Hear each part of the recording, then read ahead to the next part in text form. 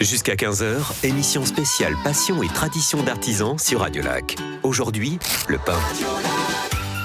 Il est 14h sur Radio Lac. Bonjour à tous, soyez les bienvenus. Effectivement, Passion et tradition d'artisans, c'est votre nouvelle émission consacrée aujourd'hui à cet incontournable qui accompagne nos repas depuis des millénaires, à savoir le pain, du sel, de l'eau, de la farine, de la levure. Ça ne mange pas de pain, me direz-vous, mais l'ingéniosité des artisans boulangers est si grande que le pain a bien changé depuis le début du XXe siècle et il en existe aujourd'hui une multitude. Le pain n'a aucun secret pour notre artisan boulanger du jour. Léonard Bretzel est un autodidacte. C'est en étant dans le pétrin qu'il a fini par comprendre comment dompter la mie. Désormais chevalier du bon pain, Léonard Bretzel est un homme de conviction qui subit de plein fouet la concurrence face à des entreprises industrielles qui abreuvent le marché de produits souvent standardisés. Mais comment faire face à des géants qui vendent à longueur de journée leurs produits pour une bouchée de pain ? Eh bien en proposant de la qualité, parce que l'union fait la force. Léonard s'entoure également de protagonistes de taille, à l'instar de John Schmaltz. Autre invité de cette émission, directeur du Cercle des agriculteurs de Genève. La coopérative représente 250 agriculteurs à ce jour. Il nous exposera sa vision des choses et il nous parlera également de sa mission. Autre invité, Thomas Descombes de l'association Tournerêve. Ce n'est pas une association d'ailleurs, je dis des bêtises. Depuis 15 ans, Tournerêve veut sensibiliser la population à l'importance de l'engagement des citoyens auprès des paysans et des artisans. Un contrat tripartite entre les paysans producteurs de céréales, la boulangerie qui panifie les farines et vous, citoyens, qui dégustez les bons pains. Encore une preuve que l'union fait la force malgré les difficultés du quotidien et la concurrence étrangère. Du pain genevois à tout prix, nous sommes ensemble jusqu'à 15h sur Radio Lac pour en parler. À tout de suite. Le pain est à l'honneur sur Radio Lac. Émission spéciale Passion et tradition d'artisans. Bel après-midi à tous avec Radio Lac. Aujourd'hui, effectivement, c'est un artisan passionné et passionnant qui nous accompagne jusqu'à 15h, devenu chevalier du bon pain. Il a obtenu les pains d'or en 2021-2022. Il est aussi grand maître de la confrérie genevoise des chevaliers du bon pain. Bonjour, Léonard Bretzel. Bonjour. Comment ça va ? Ça va bien, un peu tendu, mais ça va. C'est vrai ? Merci. Faut pas. Ouais, c'est l'heure de la sieste maintenant, pour moi. C'est vrai. Je crois que nos invités ont très très bien mangé. D'ailleurs, on salue Benjamin Garin de l'Odéon. Vous avez très très bien mangé. Du coup, c'est l'heure de la sieste. Non, alors je vais tout faire pour ne pas vous faire dormir. Je pense bien, ouais. Voilà, bon, très bien. Et si réellement je vous dormez à la fin de l'émission, c'est vraiment que j'aurais failli à ma mission. Pour commencer, Léonard, est-ce que vous pouvez nous présenter les deux invités qui vous accompagnent ? Oui, avec plaisir. Je vais commencer avec John, parce que c'est celui-là que je connais le moins. John Schmaltz, directeur du Cercle des agriculteurs. Du Cercle des agriculteurs, merci. De Genève. C'est un de mes fournisseurs de farine. C'est oui. pas le seul, mais c'est quand même le GRTA pour moi. C'est important, c'est local. Ils sont bio maintenant sur quelques farines. Ils sont aussi à la meule de pierre. Donc, il fallait que je travaille avec eux. Bonjour John Schmaltz. Bonjour tout le monde. Ça va bien ? Ça va bien, merci. Un habitué ici sur Radio Lac. Ça arrive. C'est pas la première fois. C'est vrai que c'est pas la première. Ouais, on le connaît un petit peu. Par contre, on ne connaît pas Thomas, pour le coup. Alors, Thomas Descombes, Affaires Tournerêve. Rien que quand vous avez un paysan qui vient vers vous puis qui vous dit « Vous voulez prendre ma farine » avec un nom pareil, Affaires Tournerêve. Moi, ça m'a fait rêver tout de suite. Et ça a fait rêver mes clients aussi. C'était super choisi. Et c'était les premiers qui travaillaient en bio, meule de pierre. Oui, exact. Bravo. On en parlera tout à l'heure de cette histoire incroyable de l'affaire Tournerêve. En attendant, on va se concentrer sur votre parcours, Léonard, un parcours assez atypique pour un homme de conviction. Après un apprentissage de cuisinier, vous avez été aide-pâtissier dans un grand magasin dans lequel vous avez confectionné des bretzels. Des bretzels qui ont été vendus sur les marchés en ville à l'aide d'un sidecar transformé en ston. C'est le début du patronyme Léonard Bretzel. Oui, au début, j'en avais un autre, mais il ne m'a pas plu. Vu que j'arrivais avec un sidecar. Donc, à ma gauche, c'était le panier. C'était plus un panier, ça ressemblait à un cercueil. Alors, chaque fois que j'arrivais au marché, on disait « Voilà Murite ». Je ne sais pas si vous connaissez Murite, mais c'est les pompes funèbres. Donc, c'était pas très joli. Alors, la référence est moins sympathique. J'ai vite pris un néocolore, puis j'ai marqué en grand dessus Bretzel. Et puis après, tout le monde m'a appelé Bretzel. Léonard Bretzel, gagné. Qu'est-ce que c'est génial. Ouais, c'est mieux que mon nom, c'est plus joli. Il n'a pas amené de bretzel d'ailleurs, Léonard Bretzel. Non, je les avais déjà vendus. Bon, faut savoir que les bretzels sont... tout le monde en veut. Oui. On les vend bien, les bretzels de Léonard Bretzel. Ça se vend. Effectivement, ouais. Le métier de boulanger, vous l'avez appris seul, en faisant, en essayant, en ratant aussi parfois, Léonard. Je rate encore. Ça arrive, tout le monde rate. Ça arrive, oui, mais ça C'est fait bien de partie rater, du je métier. crois, hein. C'est comme ça qu'on progresse. Oui. J'ai pas peur, c'est juste un peu pénible, ça nous fait perdre du temps. Mais oui, il faut y aller, il faut remettre l'ouvrage tous les jours. Commence la même chose, mais c'est pas la même chose. Tous les jours, il y a des différences de température, de temps, d'humeur. Ça joue beaucoup sur la façon de faire un pain. Donc, il y a des ratés. Très bien, racontez-nous un petit peu vos débuts, justement. J'ai commencé, donc je sortais de cette boîte, j'étais jeune marié, je sortais de cette boîte où on faisait des bretzels pour un bistrot à Genève. Et puis, je crois que c'est ce que je savais faire en boulangerie. Je voulais me mettre à mon compte. J'avais fait de la cuisine pendant 10 ans. J'étais pas heureux dans ce métier-là. J'ai fait des jobs de saisonnier, des trucs comme ça. J'étais vraiment pas à l'aise. Me mettre à mon compte avec un restaurant, c'était trop pour moi au niveau financier et je n'avais pas les capacités. Donc je me suis dit, je vais faire boulanger. Au début, je voulais faire de la bière. Personne faisait de la bière artisanale à Genève. Exact. Quand je me suis renseigné le boulot que c'était, ça m'a fait très peur. Alors j'ai dit, s'il y en a qui peuvent faire boulanger, je vais y arriver aussi. Mais sans savoir dans quoi je me lançais. C'est aussi du boulot, hein, clairement. J'étais fou quand j'étais jeune. On dort peut-être moins quand on est boulanger, on en parlera tout à l'heure. Tout réside dans l'art de la panification, hein, je crois. Oui. La panification, c'est le doux mélange de mélanger des ingrédients tels que de la farine, de l'eau, à base d'un ferment comme le levain ou la levure, naturelle, bien sûr, je parle de la levure là. Et puis cette alchimie qui se fait toute seule presque, avec un petit peu d'aide. Vous en avez fait du chemin depuis. Vous tenez votre boulangerie Tirôme à l'écoquartier de la Jonction.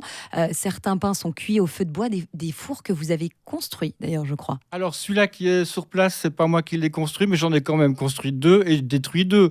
Pour un boulanger, c'est pas mal c'est de grosse consommation, oui. Ah ouais. Oui, mais j'ai dû déménager à la hache, à la masse que j'ai dû les démonter. Ah oui, effectivement, ouais. Effectivement. Bon, alors aujourd'hui, vous êtes à la tête de votre entreprise. Le fondateur, le patron, le boss, le formateur, l'emmerdeur parfois ? Souvent. C'est vrai ? Ouais. Moi, j'ai un sale caractère. Ah, on va demander à vos employés. On les salue quand même. Oui, on les salue. Tous ceux qui sont... maintenant, il n'y a plus personne au fournil, mais il y a encore des gens à la vente, oui. Bon, et puis rapidement, quand on est un bon artisan, il est important de se fournir. Vous le disiez tout à l'heure, dans le canton de Genève, les farines, les produits, on favorise les circuits courts. Bien sûr, c'est obligatoire pour moi. Je suis obligé de prendre local. Je suis ici, je n'ai pas d'intérêt à vendre un produit qui vient de l'extérieur, même bio. Il faut qu'il vienne d'ici. Eh bien justement, c'est à ce moment-là qu'interviennent vos 2 acolytes qui vous entourent, représentants et fournisseurs de farine. Nous allons voir dans quelques minutes avec eux le lien indéfectible entre le boulanger et le paysan et vice-versa. À tout de suite sur Radio Lac. Jusqu'à 15h, émission spéciale Passion et tradition d'artisans sur Radio Lac. Aujourd'hui, le pain. Avec vous, effectivement, jusqu'à 15h sur Radio Lac. Nos invités du jour s'appellent Léonard Bretzel, artisan boulanger, John Schmalz, le directeur du Cercle des agriculteurs de Genève, et Thomas Descombes qui représente la filière des farines Tournerève. Alors, messieurs, je le disais il y a quelques minutes, le lien de dépendance est fort entre le boulanger d'un côté, l'agriculteur de l'autre. Je crois d'ailleurs que Léonard était le premier boulanger à collaborer avec l'affaire Tournerève. Thomas, rappelons un petit peu le concept de Tournerève. Joli nom déjà.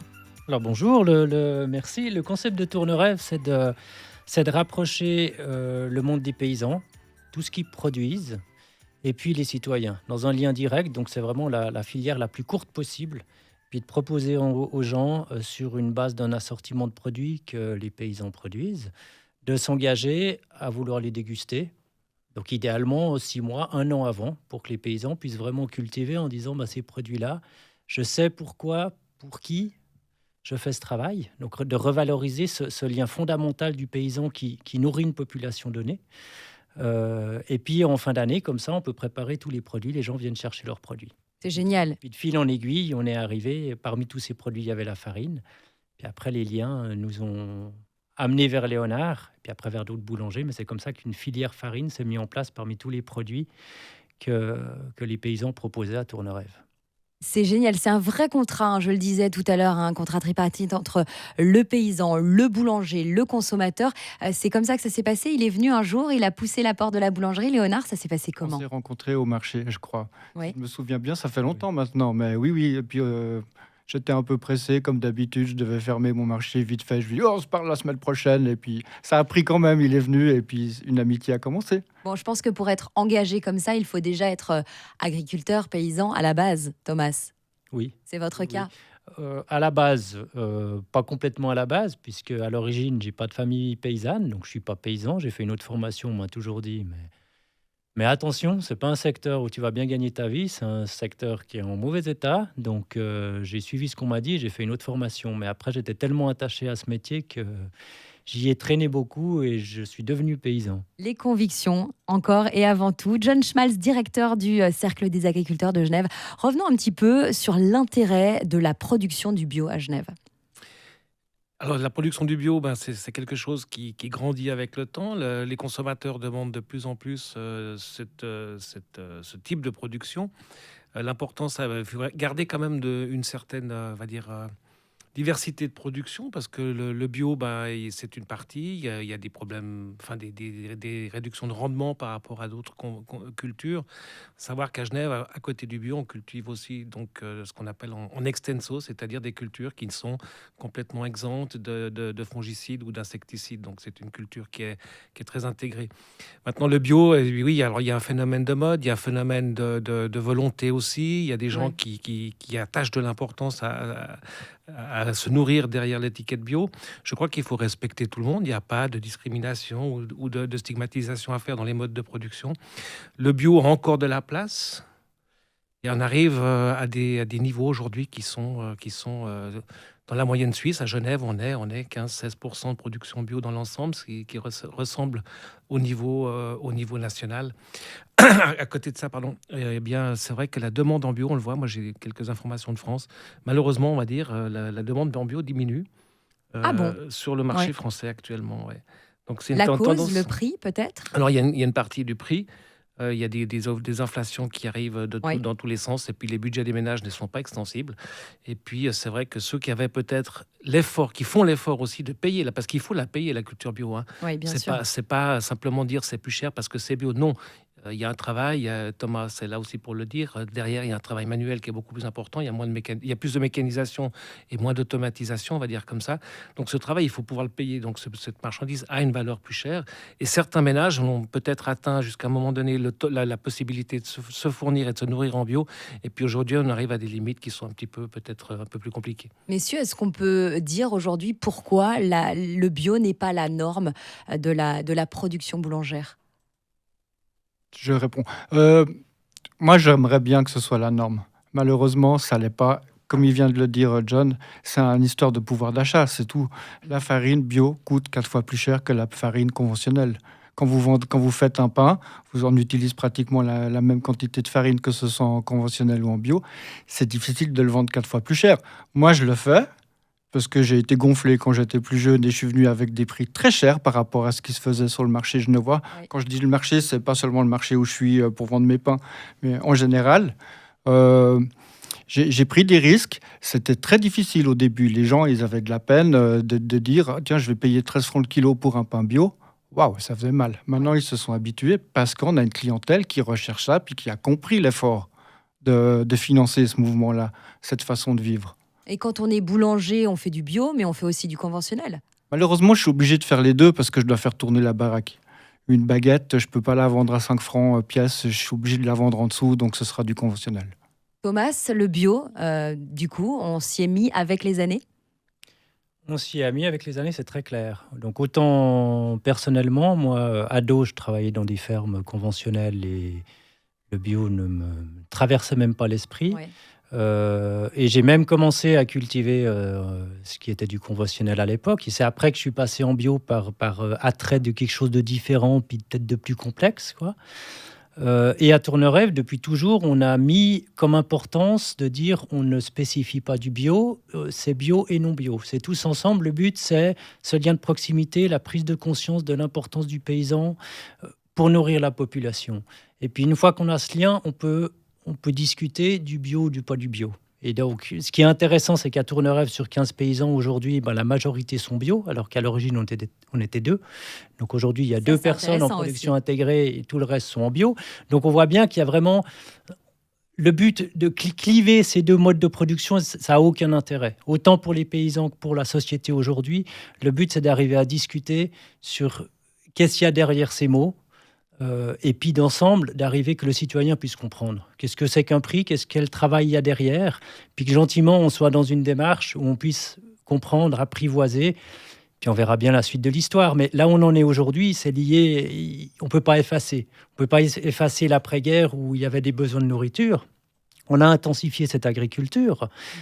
Donc je pense, à cette époque, c'était justifié, il y en avait besoin. On est arrivé dans une époque où on s'est dit, tiens, on peut peut-être repartir sur une production écologiquement plus correcte. Donc, il y a eu le bio, il y a eu le PER, il y a eu ces différents modes de production. Et puis, on verra comment est-ce qu'on peut faire évoluer la société pour gentiment... Effectivement, moi, dans un idéal, j'aimerais bien que toute l'agriculture puisse devenir bio pour une question écologique, pour une question quand même, à mon avis, de santé, parce qu'on sait quand même qu'il y a des résidus. Ils sont petits, ils sont faibles, ils sont en dessous des... Mais on sait qu'ils sont là, donc... Je trouve que c'est intéressant que dans notre conscience, ce soit là, puis qu'on puisse en discuter plutôt que de le cacher, puis qu'ensemble, on soit dans un processus d'alimentation à plus long terme. Eh bien, on est là justement pour en discuter cet après-midi. Le bio dans un Genève où l'on importe beaucoup. On va se retrouver dans un instant. Ouais, et d'ailleurs, d'où viennent les pains qui ne sont pas fabriqués à Genève ou en Suisse? Est-ce que la Suisse est autonome dans sa consommation de farine? Élément de réponse justement dans un instant sur Radio Lac. À tout de suite. Le pain est à l'honneur sur Radio Lac. Émission spéciale Passion et tradition d'artisans. Nos invités du jour s'appellent Léonard Bretzel, artisan boulanger, John Schmalz, directeur du Cercle des agriculteurs de Genève, et Thomas Descombes, qui représente la filière des farines Tournerève à Genève. Messieurs, on commençait à évoquer les importations il y a quelques minutes. On en verra les limites dans un instant. Avant ça, faisons quand même un point sur notre consommation ici en Suisse. John Schmalz, est-ce que nous sommes autonomes en termes de consommation de farine ? Non, nous ne sommes pas autonomes. La Suisse dépend aussi d'importation. On peut estimer aujourd'hui, avec une production annuelle d'environ 420 à 450 000 tonnes par année, la production céréale panifiable dans son ensemble au niveau national, un 60% qui tend à diminuer un petit peu à cause de l'augmentation de la population. Donc, on n'augmente pas les surfaces, on a toujours le même blé, et puis on a plus de gens, donc la proportion diminue. Donc on n'est pas autosuffisant. Il y a des importations de blé qui se font. C'était à l'origine, quand il y avait un peu moins de bio sur la Suisse, il y a beaucoup d'importations de blé bio de l'étranger sur des contingents tarifaires, donc à tarif préférentiel. Et puis des produits de plus en plus, alors par contre de produits finis aujourd'hui qui viennent compenser le manque de production de blé en Suisse. Oui. Ça arrive en produits finis. Ouais, ça, c'est terrible. Bon, et qu'est-ce qu'une farine genevoise, par exemple, Thomas, a de plus qu'une autre, du coup? Elle est faite comment? Rapidement, et grosso modo, dans les grandes lignes. Elle est faite comment? Alors la première question que j'aimerais bien répondre, c'est effectivement, qu'est-ce qu'elle a de plus? Moi, je crois qu'il y a, c'est en fait une dimension sociale. De savoir que le paysan, il travaille pour des boulangeries ou des boulangers qui sont en ville, que le boulanger, il est devant son pétrin et en fait, il sait que la farine, elle vient des paysans qui sont en périphérie, et que le citoyen là au milieu qui mange du pain et qui peut avoir cette histoire-là, moi, je trouve, c'est quand même une valeur de société, de cohésion, je trouve qui est importante, de savoir qu'on a tous un rôle dans cette société et puis qu'elle est là autour de nous, qu'elle est palpable, et puis que le pain, c'est le produit de cette collaboration. Donc, socialement, je trouve que c'est assez beau. Après, comment elle est faite, cette farine?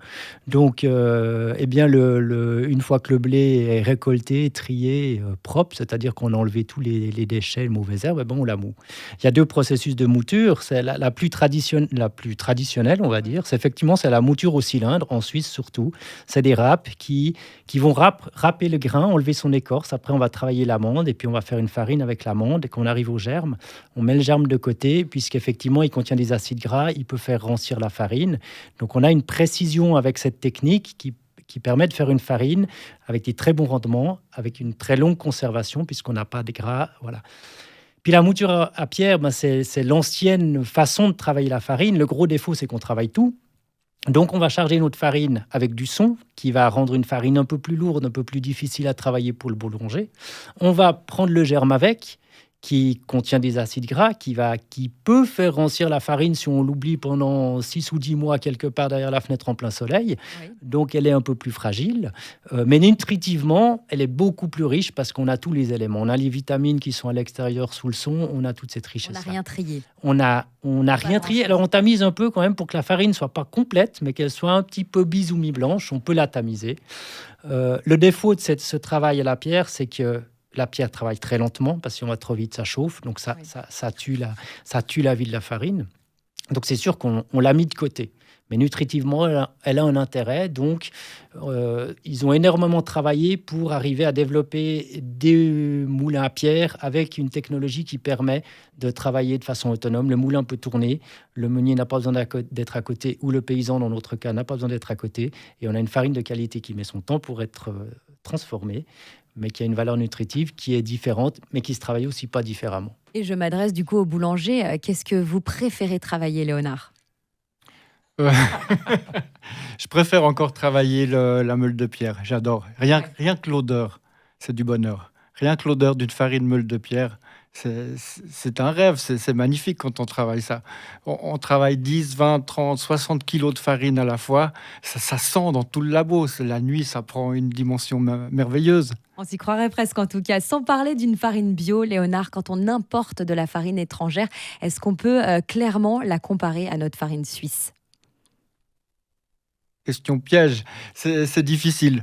Je connais que les farines suisses. J'ai jamais pris de farine étrangère. Une fois, j'ai pris un truc qui venait des USA. C'était, je me rappelle plus. Elle était fabriquée ici, mais le concept venait des USA. J'ai arrêté tout de suite. Ça m'a pas plu. Est-ce que quelqu'un sait le pourcentage d'importation étrangère de pain ? Peut-être John, non ? Aujourd'hui, c'est relativement facile de le calculer, c'est-à-dire il y a 20 ans, on faisait, comme j'ai dit tout à l'heure, 420 000 tonnes de blé en Suisse, c'est un chiffre moyen. La population a cru de plus d'1 million de personnes en 20 ans, et en Suisse, on fait toujours 420 000 tonnes de blé. Ouais. Donc la différence pour nourrir 1 million de personnes, qui depuis aussi, c'est un chiffre qui n'a jamais changé, 50 kilos de pain par an, par personne, par habitant, donc de nouveau-nés au plus grand âge, eh bien, on peut estimer que la consommation d'1 million de personnes est importée. On peut parler de 1000 tonnes de pain qui rentrent en Suisse par année.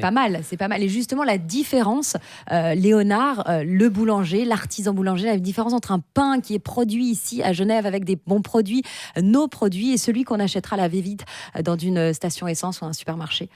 Un pain qui est produit ici paye tout le monde. Paye du paysan j'allais dire aux consommateurs, mais du paysan aux fabricants, aux boulangers, ils sont payés au tarif suisse. Un pain d'importation étrangère ne paye personne en Suisse. Voilà, au moins vous savez tout. On va se retrouver dans un instant sur Radio Lac. Un petit quiz assez simple attend les auditeurs avec possibilité de gagner un bon cadeau pour aller se régaler chez Léonard Bretzel. On présentera d'ailleurs les pains là il nous a amené des bonnes choses quand même. On évoquera aussi les questions d'intolérance qui sont parfois la preuve d'un pain de très mauvaise qualité. À tout de suite sur Radio Lac. Jusqu'à 15h, émission spéciale Passion et tradition d'artisans sur Radio Lac. Aujourd'hui, le pain. Qu'est-ce que ça sent bon dans ce studio avec beaucoup de pain, des pains que nous ont apportés nos invités, Léonard Bretzel notamment, artisan boulanger, John Schmalz, directeur du Cercle des agriculteurs de Genève, et Thomas Descombes qui représente la filière des farines Tournerève. Attention, petit quiz, je le disais tout à l'heure, pour les auditeurs de Radio Lac, pour gagner un bon de 50 francs pour aller se régaler dans la boulangerie de Léonard Bretzel. Si vous répondez à cette question, rendez-vous sur notre site bien sûr. Qu'utilise-t-on pour faire lever un pain ? C'est très très dur, mais j'ai quand même 3 propositions. Du levain, du gluten ou de l'agar-agar. 3 propositions, donc rendez-vous sur le site de Radio Lac pour proposer vos réponses. Léonard, on en parlait tout à l'heure rapidement de ces petites intolérances en parlant de gluten. On a des allergies d'un côté, ce sont des vraies maladies, cœliaque notamment, mais moi je veux vraiment revenir sur ces intolérances. C'est toute une population mondiale qui s'est avec les années fragilisée tout en mangeant du pain, la faute au gluten, mais ce phénomène peut être évité si on laissait le temps au pain de lever et de cuire. Léonard. C'est ça, il faut laisser le temps au pain de lever et de cuire. Un pain bien cuit, c'est bon pour la santé. Un pain bien levé, bien maîtrisé dans sa fermentation, c'est encore meilleur pour la santé. Qu'est-ce qui se passe ? En bref, la fermentation va faire le pré-travail de votre estomac. C'est-à-dire qu'elle va faire la moitié du boulot que va demander votre estomac et vos intestins.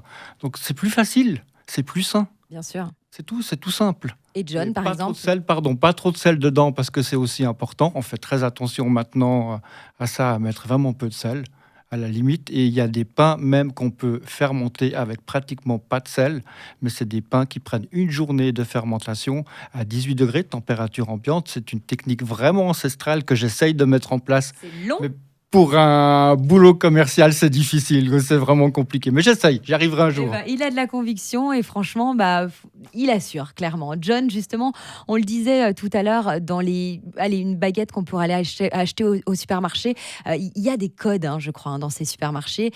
C'est pas toujours très bon non plus pour la santé des consommateurs. Disons que l'industrialisation de la production du pain répond aux attentes du consommateur aussi. Le consommateur a un acte citoyen de choisir des produits locaux et c'est vrai que on voit dans les supermarchés ou dans d'autres surfaces, du reste, il n'y a pas que les supermarchés, il y a aussi d'autres lieux de vente de pain, où les gens testent la croûte du pain avec le pouce pour voir s'il a le même crac-crac qu'hier. On l'a tous fait. Et qui ne l'a pas fait, du coup. Qui ne l'a pas fait. Donc, si le pain change depuis hier, eh bien, on a peut-être un souci ou une confusion par rapport à la qualité, ce qui est complètement faux, parce que le blé change chaque année, la farine change, évolue avec le blé, donc le travail du boulanger, c'est d'adapter sa production. Dans l'industrialisation, on va corriger le pain avec, par exemple, du gluten, qui est une protéine qui est nécessaire, mais le corps peut s'habituer à certaines doses de gluten, et avec ce processus d'industrialisation où les machines doivent faire des baguettes qui sont les mêmes tous les jours, même couleur, même forme, même longueur, même croustillant, eh bien, il y a des fois des correcteurs de gluten, et j'ai quand même le sentiment que la population ingurgite un peu plus de gluten que on peut le supporter, et puis on le voit sur l'augmentation des gens qui deviennent sensibles, etc. Donc en fait, on surconsomme du gluten dans certaines années où la production ne l'apporte pas pour des raisons météo, tout simplement. Résultat, allez chercher votre baguette, par exemple, chez le boulanger, l'artisan boulanger, par exemple, Léonard. La formation, Léonard, c'est aussi votre cheval de bataille. Vous leur expliquez tout ça aux jeunes, vous formez un peu la relève. Malheureusement, je ne forme pas. Comme vous le savez, j'ai appris sur le tard, j'ai appris tout seul, en autodidacte. Je ne me sens pas très à l'aise de former des gens. Mais quand même, je prends des gens qui sortent d'apprentissage. Et là, il y a un gros travail de leur faire prendre conscience qu'est-ce que c'est une farine. Il y a des boulangers qui ont le CAP, le CFC de boulanger, qui ne savent pas toucher une farine. Ils pèsent, ils balancent, ils façonnent, mais ils ne savent pas se rendre compte ce que c'est une farine. Ils ne connaissent pas. Et ça, c'est dramatique. Il faut reprendre tout ça. Et de ne pas savoir. Oui, c'est malheureux parce que maintenant, on doit aller tout vite, très vite, tout ça. On n'a pas le choix. On prend dans le sac, on prend la pelle, on pèse, on mélange, on pétrit, vite fait, tout ça. C'est pas comme ça qu'on fait un homme de conviction comme vous n'aurait pas envie de se lancer dans la formation, Léonard. Manque de temps. Manque de temps. Manque de temps et puis c'est compliqué. J'aimerais bien le faire très bien. Ouais, et puis... C'est ça qui me gêne le plus. J'aimerais pas prendre juste un apprenant pour lui dire de nettoyer les plaques et balayer par terre. C'est pas du tout mon but. Et puis c'est un métier qui demande beaucoup de rigueur, de discipline, de ponctualité aussi. On se lève à quelle heure chez Léonard Bretzel? Avant que vous vous couchez.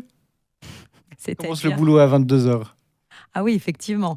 J'ai un privilège, des fois j'arrive à minuit. Les émissions Passion et Tradition d'Artisan, c'est de plus en plus tôt. C'est-à-dire que j'avais eu un minuit, j'ai eu un 2h du matin, j'ai un 22h. C'est très tôt. Vous dormez quand, du coup? Là, on est un petit peu à l'heure de... Maintenant. Ouais, c'est maintenant, en fait. Oui. Je suis en train de vous sucrer votre nuit. Non, ça va. J'ai pris de l'avance. J'étais faire une sieste hier. Ah bon, ouais, ça va. Comment vous préférez manger votre pain, chers invités? Pour le coup, je sais pas, sur le pouce, on le tartinera avec du fromage, bon pâté de campagne, ça se passe comment? Alors, c'est moi Thomas, qui par réponds. exemple. Alors, avec un morceau de fromage et un verre de vin rouge. Ah oui, Parfait. le nerf de la Ouais, guerre, ouais. c'est bien ça. Ouais, et le boulanger? Alors, le boulanger, il en mange pas souvent. Mais non. Et souvent, quand il en a à la maison, Ouais. c'est celui-là de la veille, voire de l'avant-veille. Ah bah voilà, tout simplement. C'est comme les cordonniers. On C'est est très les mal moins bien chaussés. chaussés. Mais j'en mange très souvent quand même. Le faut pain, goûter. on le mange quand on a le temps de le manger. C'est-à-dire, on a choisi un bon pain qui vient d'une Mhm. filière identifiée, que ce soit Tournerève ou GRTA déjà, et puis on le mange, on le savoure surtout. On prend le temps de le manger et pas juste avoir un bout de pain blanc pré-cuit pour saucer l'assiette. Ça, c'est pas bien. Ah, j'ai eu un gros débat en préparant cette émission. Voilà, moi je partais sur le quignon de pain, c'est très Genevois apparemment. On m'a dit mais non, c'est le crochon, ça c'était mes collègues du canton de Vaud. Et puis au final j'ai su qu'en Suisse on disait aussi le trognon, le croton ou le gousignon. quignon. Quel est le bout du pain c'est quoi le nom réellement du bout du pain pour Léonard Bretzel? Le vrai nom, je crois que c'est l'entame. Ah oui, effectivement, on n'est pas dedans. C'est plus technique, c'est plus joli. Mais moi, je dis un quignon volontiers. Un quignon, bon ben voilà. John, pareil? Un quignon de pain, oui. Un quignon de pain. Moi, c'est le quignon aussi. Eh ben voilà. On est tous genevois alors.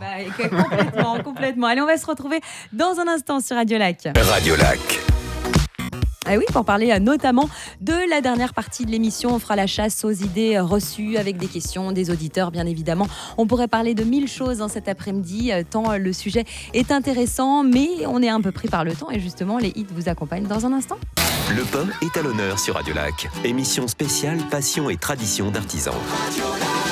Dernière partie de notre émission, Passion et tradition d'artisans, consacrée au pain. Et avant de se quitter, on fait le point sur les idées reçues avec des questions d'auditeurs. On fait le point avec vous, chers invités. On parle bien sûr avec Léonard Bretzel, John Schmalz ou encore Thomas Descombes. D'ailleurs, si vous avez une question, radiolac.ch, n'hésitez pas. Première question d'Arnaud de Carouge. Comment expliquer cette réelle différence de prix entre le pain bio et le pain dit conventionnel? C'est une question qui revient régulièrement, véritablement. Je peux répondre. Farine bio, 4 fois plus cher. C'est tout. Là, on paye forcément. Le boulanger paye plus cher, donc le consommateur paye aussi un peu plus cher. C'est répercuté.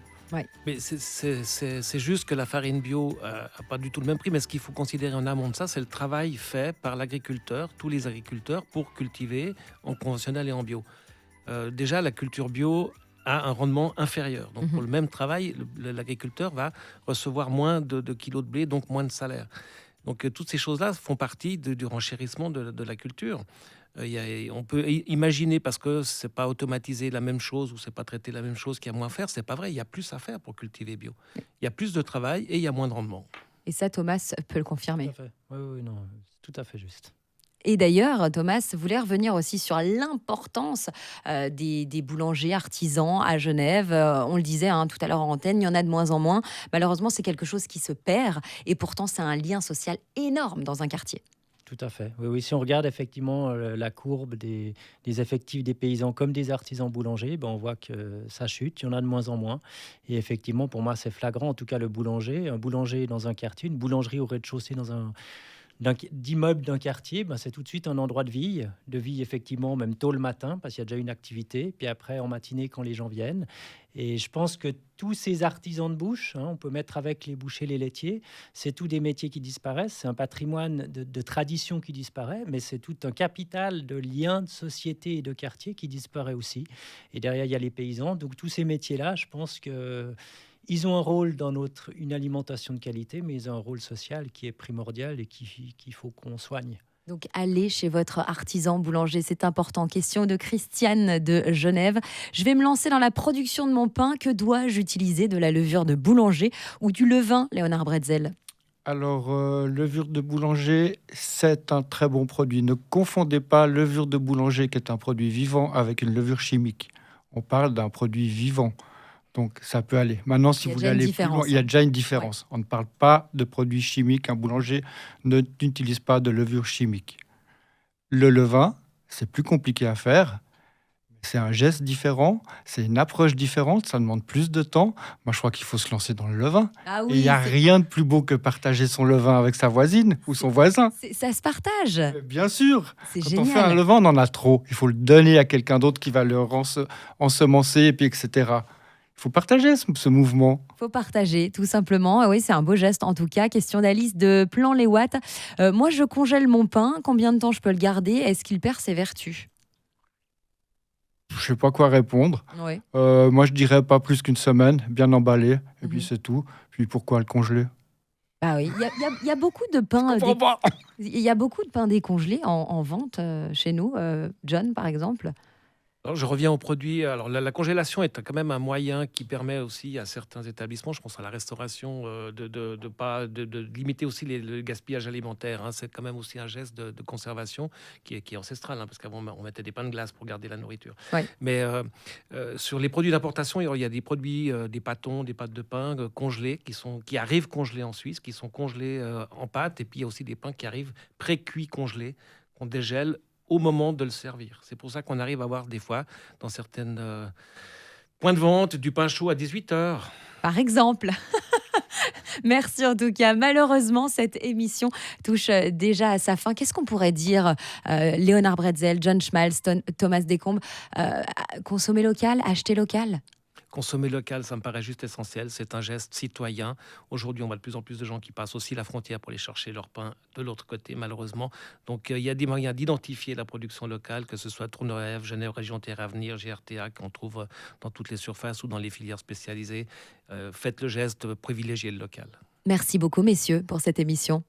Merci. Merci beaucoup. Merci et bonne journée. Passion et tradition d'artisans, c'est terminé. On vous souhaite un excellent week-end et un très bon vendredi.